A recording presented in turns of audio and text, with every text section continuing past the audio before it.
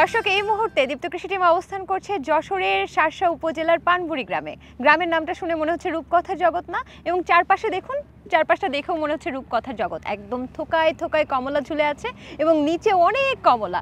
পাশে আছেন আমাদের ওয়াহিদ ভাই। ওয়াহিদ ভাই দাবি করছেন বছর এই সিজনে তিনি শুধু কমলা বিক্রি করে 10 লক্ষাধিক টাকা ইনকাম করবে। কিভাবে এই কমলা চাষাবাদ করছে, কিভাবে এর পরিচর্যা করছে, তার সার্বিক চিত্র আমরা তুলে ধরার চেষ্টা করব।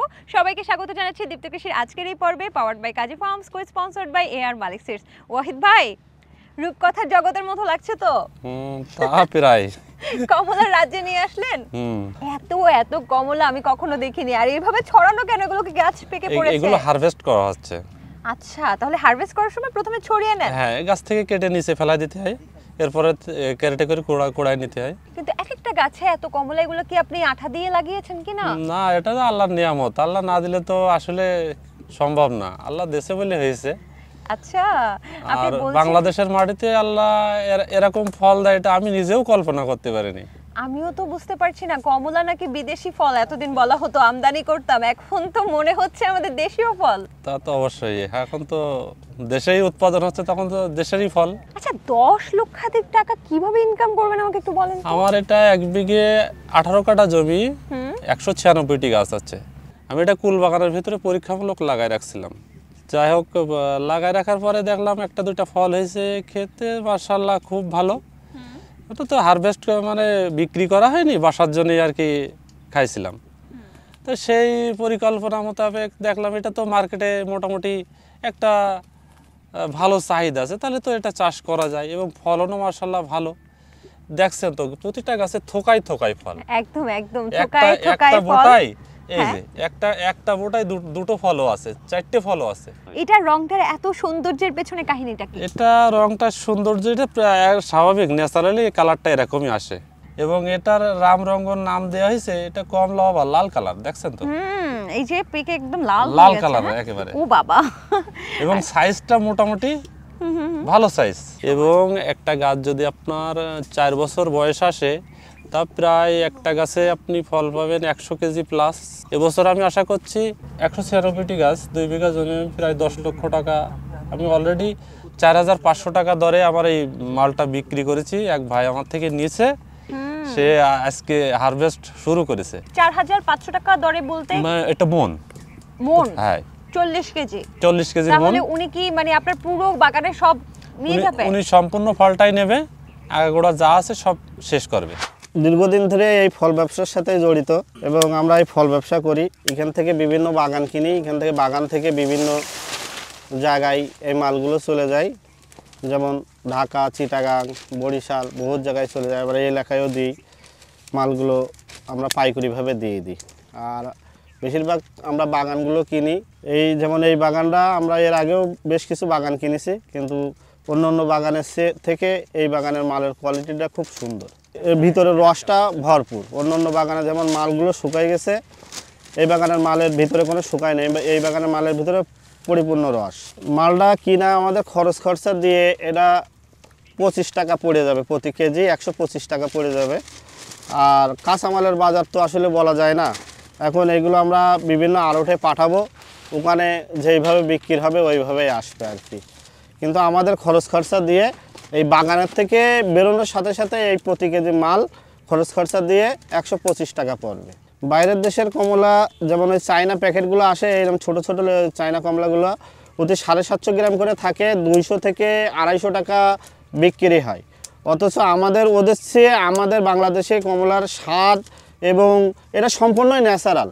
এটা এতে কোনো ফরমালিন কোনো কিছু দেওয়া না, এটা সম্পূর্ণ ন্যাচারাল। ওছাড়া এই খাঁটি স্বাদও অনেক ভালো এবং আমরা টাটকা গাছের থেকে পেরে দিচ্ছি আর টাটকায় খাওয়া হচ্ছে। আর ওতে 750 গ্রাম থাকে, দাম হচ্ছে 250 টাকা। আর আমাদের দেশি কমলা হচ্ছে স্বাদ বেশি ভালো এবং আমাদের দেশের চাষ হচ্ছে বিধায় আপনি খুচরো 150 থেকে 140 টাকায় এলাকার যে কোনো বাজারে আপনি কিনতে পারবেন।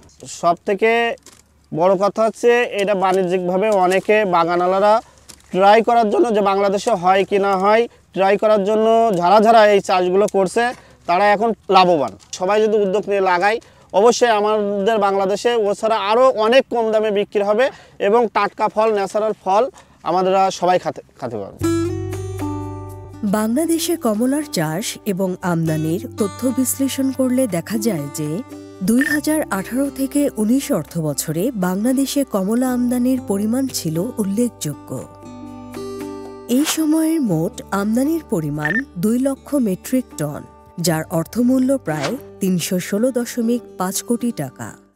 অন্যদিকে 2020 থেকে 21 অর্থবছরে এই পরিমাণ 3,50,000 মেট্রিক টন, যা উল্লেখযোগ্যভাবে বেড়ে দাঁড়ায় 663.3 কোটি টাকায়, যেটি সাম্প্রতিক বছরগুলোতে আমদানির চাহিদা বৃদ্ধির ইঙ্গিত দেয়।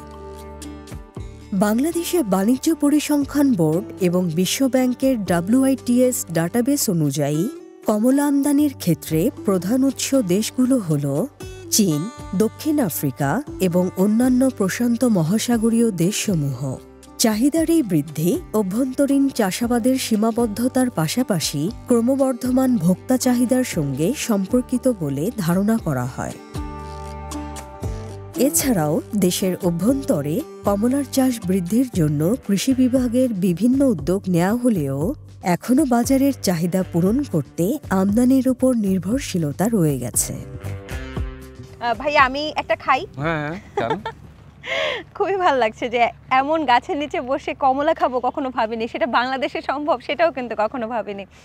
আহা, পাতলা চামড়া, একদম আর একেবারে খোসাটা সুন্দরভাবে ছাড়াই যাচ্ছে। আচ্ছা, আমি আরেকটা জিনিস খেয়াল করলাম ভাই, এই যে বোটাটা আছে, এই যে টান দিলে উঠে আসছে, কি আশ্চর্য না? মানে এই বোটা সহ একেবারে পেকে গেছে কিন্তু ঝরে পড়বে না। আচ্ছা, এই যে কোয়াগুলো ভেতরেও কিন্তু লাল হয়ে গেছে, এটা মানে আরো পাকতো নাকি? আচ্ছা ভাই, সেই রকম মজা। আর ভেতরে কিন্তু যে বীজের পরিমাণ অনেক কম, ছোট হয়ে গেছে, মানে যত পাকবে তত বীজ ছোট হবে। 3টা কোয়া মুখে দিলাম, একটা মাত্র বীজ পেয়েছে। যে এবার তো বিক্রি করে দিলেন, তাহলে যে পরিমাণ বিক্রি করেছেন 4,000-4,500 টাকা মন, কত মন উঠবে এখান থেকে পুরো? আশা করছি যে 200 মন প্লাস, 220-30 হবে হয়তো। তাহলে কি পরিমাণ টাকা পেতে পারেন? 10 লক্ষ তো বললেন। হ্যাঁ, মার্কেট প্রাইস যে দামে বেচেছে এই দামে বেচলে তো 10 লাখ প্লাস হতেও পারে, বলা যাচ্ছে না। কিন্তু খরচ আছে না? টোটাল জমি লিজ থেকে শুরু করে 1 লক্ষ টাকা বছরে বাদ দিতে হবে। তাহলে কি 9 লাখ টাকা ধরবো এবার? হ্যাঁ, তা তো। ভাইয়া, এই রামরঙ্গনের বৈশিষ্ট্যগুলো কি কি? এটা বৈশিষ্ট্য হচ্ছে এটা পেকে গেছে এই অবস্থায়। এই যে আমি একটা ছেড়ে দেখাচ্ছি আপনার, এই দেখেন, এটা পেকে গেছে, তারপরেও 1 মাসও রাখা যাবে, রসও শুকাবে না এবং বেচা বিক্রি নিয়ে কোনো টেনশন করা লাগবে না। তবে কৃষক কিন্তু এখানে লাভবান হবে যে যতক্ষণ গাছে থাকবে, যতদিন গাছে থাকবে তার কোনো টেনশন নেই। তো কোনো টেনশন নেই, বাজার দরটা সে দেখে বেচতে পারবে যখন বাজার দরটা উচ্চ থাকবে। আচ্ছা, তাহলে এটা কি লেট ভ্যারাইটি বলবো নাকি আগাম ভ্যারাইটি বলবো, কোন ভ্যারাইটি? এটা লেট ভ্যারাইটি ধরা যায়, কারণ এটা যেহেতু গাছে রাখা যায়, আপনি ইচ্ছে করলে রেখে দিতে পারছেন, আবার এখনো বিক্রি করতে পারছেন। খুচরা ব্যবসায়ী কি এগুলো বিক্রি করতে পারবে? অবশ্যই পারবে। বিদেশি রামরঙ্গন নিশ্চয়ই খেয়েছেন আপনি, হ্যাঁ? চাইনিজটা যেটা, দুটোর মধ্যে কি আমাদের দেশে যেটা উৎপাদিত হয়েছে স্বাদে কোনো পার্থক্য আছে? কোনো স্বাদে পার্থক্য নেই, একই রকম। আচ্ছা, বেশ ভালো। আমাকে যদি বলতেন এর গাছের পরিচর্যা, যেহেতু বিদেশে একটা ফল, আমরা আরো অনেক ধরনের কমলা কিন্তু দেখছি আমাদের দেশে উৎপাদন হচ্ছে, এবং দার্জিলিং কমলাও দেখেছি আমরা, অনেক উৎপাদন হচ্ছে। সেক্ষেত্রে এটার পার্থক্যটা কি অন্যান্য কমলার সাথে? এটার পার্থক্য এই যে বললাম, এর গাছের রোগ প্রতিরোধ করার ক্ষমতা অনেক বেশি এবং সমতল ভূমিতে, এবং এ পাকা অবস্থায়, দার্জিলিং তো পাকা অবস্থায় রাখা যায় না, এটা কিন্তু পাকা অবস্থায়, সেটা তো আপনার আগেই বললাম যে পাকা অবস্থায় গাছে ঝুলাই ওইভাবে মানে ঝুলে থাকবে কিন্তু খসে পড়বে না। আচ্ছা, আরেকটা প্রশ্ন আছে, এই যে এতগুলো হারভেস্ট করছেন, নিশ্চয়ই নিয়ে যাবে, পরিবহনের ক্ষেত্রে অনেকগুলো আছে নরম হয়ে যায়, কমলা নষ্ট হয়ে যায়, না এটা তো নরমালে একেবারে স্বাভাবিকভাবে, এটা আপনি কিছু ছাড়াই, কোনো মেডিসিন ছাড়াই ন্যাচারাল কালার গাছ থেকেই তো সংগ্রহ, দেখছেন তো। আচ্ছা, এগুলো তো নিরাপদ ফল? হ্যাঁ, নিরাপদ ফল, মেডিসিন ছাড়াই তৈরি করেছেন? মেডিসিন ছাড়াই তৈরি, রোগ প্রতিরোধী। আচ্ছা, গাছের আয়ুষ্কালটা কত? 4 বছর অলরেডি গাছের বয়স হয়ে গেছে, কোনো গাছ রোগ আক্রান্ত হয়নি। আশা করছি তা প্রায় 15-20 হয়ে যাবে। ফলন কমে যাবে নাকি 15-20 বছরে? পর্যায়ক্রমে যত দিন যাবে তত ফলন বৃদ্ধি পাবে। এবছর হয়তো 10 লাখ টাকায় বিক্রি করতে পারছি 2 বিঘা জমি, সামনের বছর আশা করছি আল্লাহর নিয়ামত, আল্লাহ যদি দেয় তাহলে হয়তো 15 লাখ টাকায়ও বেচতে পারে। বাবা, জমিও বাড়াবেন নাকি? তা তো অবশ্যই পরিকল্পনা আছে। ভাইয়া, এত সুন্দর কমলা বাগান আমি কিন্তু না ঘুরে যাচ্ছি না, আপনি ঘুরে দেখাবেন না? অবশ্যই দেখাবো। আচ্ছা চলেন আমরা কমলা খাই আর পুরো বাগান ঘুরে দেখি, চল।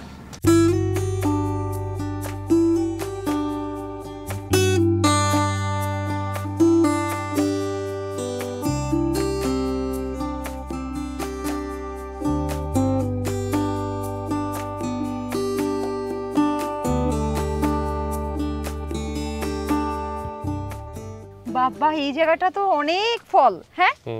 আচ্ছা এইখানে কি অলরেডি হারভেস্ট করে ফেলছে? ওই যে শুরু করলাম, কিছু অংশ নিয়ে গেছে না? হ্যাঁ কিছু কালকেও মনে হয় কিছু অংশ খুলবে। হ্যাঁ হ্যাঁ। আচ্ছা বেশ ভালো। তাহলে যখন কৃষক নিয়ে যাবে, যখন পাইকার নিয়ে যাবে, পাইকার কতদিন এটা রেখে দিতে পারবে ধরেন বিক্রি না হলে বা গোডাউন জাত কতদিন? 10 থেকে 15 দিন রাখা যাবে, কমলা নষ্ট হয় না। আচ্ছা মানে খোলার পরেও, গাছ থেকে পাড়ার পরেও, গাছ থেকে কাটার পরেও। আমরা একটু দেখি যে কেউ যদি এটাকে করতে চায় তাহলে চারাটা প্রথমত আপনি আপনার থেকে নিতে বলছেন, তো অনেক ধরনের চারা তো আছে, আপনি কি ধরনের কলমটাই সাজেস্ট করছেন নাকি? কলম তো অবশ্যই। আচ্ছা এটা কিসের সাথে কলম দেন? জাম্বুরা বাতাবি লেবু যেটা বলে। আচ্ছা আচ্ছা সাইট্রাস জাতীয় উদ্ভিদের সাথে আপনি কলমটা করছেন, সেখানে কি ভালো যে স্বাদটা সেটা পাচ্ছেন? স্বাদ একই, কোনো সমস্যা নেই। আমার এটাও তো ওইভাবেই তৈরি করা। আমরা জানি যে কমলা, মালটা এই জায়গাগুলো বিশেষ করে যখন পাহাড়ি অঞ্চল বা একটু টিলা জাতীয় অঞ্চলে ওখানে ভালো হয়, তো এখানে এত ভালো হওয়ার পেছনে কারণটা কি? এটা কি তাহলে সব জেলায় ভালো হবে? সব জেলাতেই মোটামুটি সমতল ভূমিতে চাষ করা যাবে। এটা তো প্রতিকূল আবহাওয়ার ভিতর থেকে, এবছর আমাদের এখানে 47 ডিগ্রি তাপমাত্রা হয়েছিল, এর ভিতর থেকে আল্লাহ এই ফল দিয়েছে, এর চেয়ে তো আর আশা করা যায় না। এবং রোগটা একটু সম্পর্কে জানতে চাই। এই যে দেখতে পাচ্ছি একটা গাছ, এই গাছে কি পরিমাণ, সামনেও আছে অনেক, তবে এই গাছটায় কি কি পরিচর্যা আপনি করেছেন, আবার এগুলো বাঁধ দিয়েছেন কেন? ওই যে গাছ হেলে পড়ছে তাই একটা একটা ডালে বেঁধে রাখা হয়েছে। আচ্ছা বাঁধ না দিলে কি এখন এখানে পড়ে থাকবে? মাটিতে পড়ে যাবে। আচ্ছা আচ্ছা এই গাছের মধ্যে আপনি কি কি পরিচর্যা করছেন ফল আসার আগ পর্যন্ত? ফল আসার আগ পর্যন্ত মোটামুটি একটু সার স্প্রে, এই আর কি। তেমন লেবু জাতীয় গাছ তো, মানে লিকুইড সার না, এটা যে বাজারে কিনতে রাসায়নিক সার পাওয়া যায়, এটা রাসায়নিক সার। আচ্ছা দর্শক দেখতে পাচ্ছেন যে এটার বয়স প্রায় 3 বছর 4 বছর এবং গোড়াটাও বেশ শক্ত হয়ে গেছে। আপনি যখন মাটি দেন, একটু বসবেন, একটু বসেন না ভাই, আপনি যখন এটাকে সার দেন বললেন লিকুইড রাসায়নিক সার, এটাকে স্প্রে করেছেন পাতায় নাকি এখানে? রাসায়নিক সার মাটিতে দিতে প্রয়োগ করতে হবে। মাটিতে কিভাবে প্রয়োগ করেন এই জায়গায়? না না, তাহলে গাছ ছাড়া অন্তত গাছ ছাড়া 2 ফুট দূরে, ধরেন 1-2 ফুট এখানে আর সার্কেল করে করেন। গাছ একবারে টোটাল বড় হয়ে গেলে সমস্ত জমিতে সার দিতে হবে, পুরো জমিতে। আচ্ছা গাছ রাসায়নিক সারটা আমি যদি গাছের গোড়াটায় দেই তাহলে গাছের গোড়ার ছাল পচে যাবে। আচ্ছা তার মানে এখানে গোড়ার মধ্যে রাসায়নিক সারটা না দেওয়াটাই ভালো। দর্শক গোড়ার মধ্যে রাসায়নিক সার দেওয়ার সমস্যাটা হচ্ছে এই যে পাতা হলুদ হয়ে যাবে, পাতা হলুদ হওয়া মানে গাছের অপুষ্টি, তাহলে ফলটাও কি একটু খারাপ আসবে? সার বেশি দিলে শিকড় নষ্ট হবে, শিকড় নষ্ট হলে গাছের পাতা তো হলুদ হবে, যেহেতু খাদ্য নিতে পারবে না। আচ্ছা আচ্ছা দর্শক শুধু দেখুন এই ডালটা ভরপুর কমলা, ওরে বাবা 1 2 3 4 5 6 7 8, না আজকে পুরো অনুষ্ঠান শেষ হয়ে যাবে, পুরো অনুষ্ঠানের লেন্থ শেষ হয়ে যাবে, কিন্তু এই গাছে কি পরিমাণ কমলা সেটা গুনে আমার পক্ষে শেষ করা সম্ভব না। আচ্ছা ভাই আপনি বলছিলেন প্রুনিং করেন না, তাহলে কিভাবে কি মানে গাছ তো চারিদিকে বড় হবে না? একা একাই নরমালি মানে কি বলবো, এর একটা অনেক সুবিধা আছে, এর পরিচর্যাটা খুব কম। একদম এই গাছটা যদি লক্ষ্য করি, এই গাছটা একটু ছোট আর এই গাছটা অনেক বড়, আমার মনে হচ্ছে এদের বয়সের পার্থক্য আছে। আপনি কি বয়সের পার্থক্য রেখেছেন? তা তো একটু আছে। আচ্ছা যেহেতু বল সুন্দরী ছিল এই বাগানে, তো তারপরে এগুলো পরে লাগাইছেন? পরে লাগানো। ঠিক আছে ভাই, এই পাশটা তো দেখলাম, ওই পাশেও হারভেস্ট হচ্ছে, ওই পাশেও অনেক ফল আছে, আমি যেতে চাই। চলেন চলেন চলেন।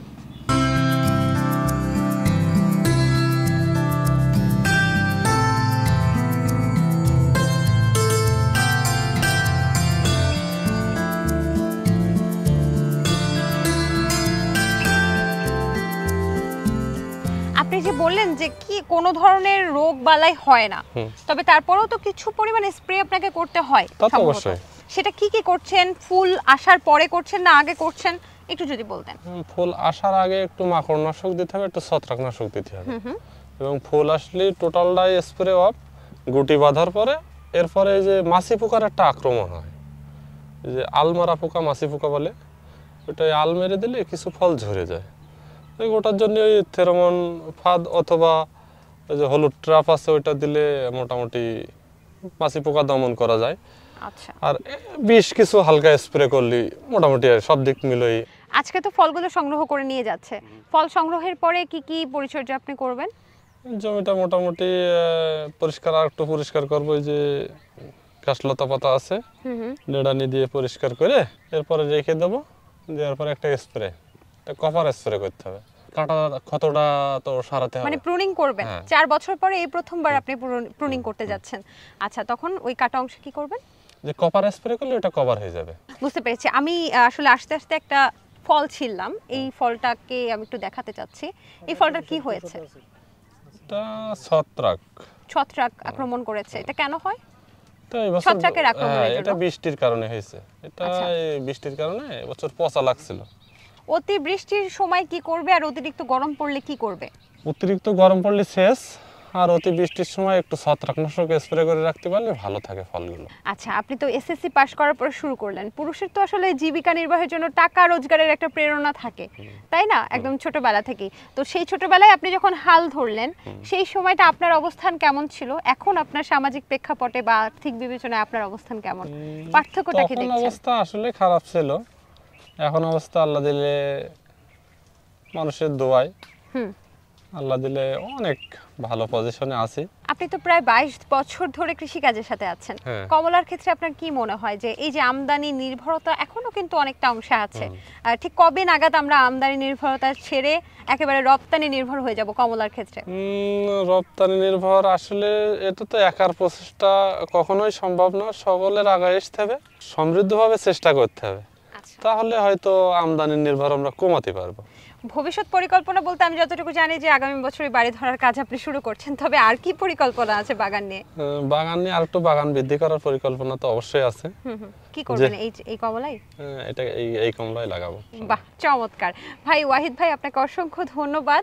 আপনি আরো অনেক ফলন করান এবং আপনার জায়গাটা বৃদ্ধি করেন।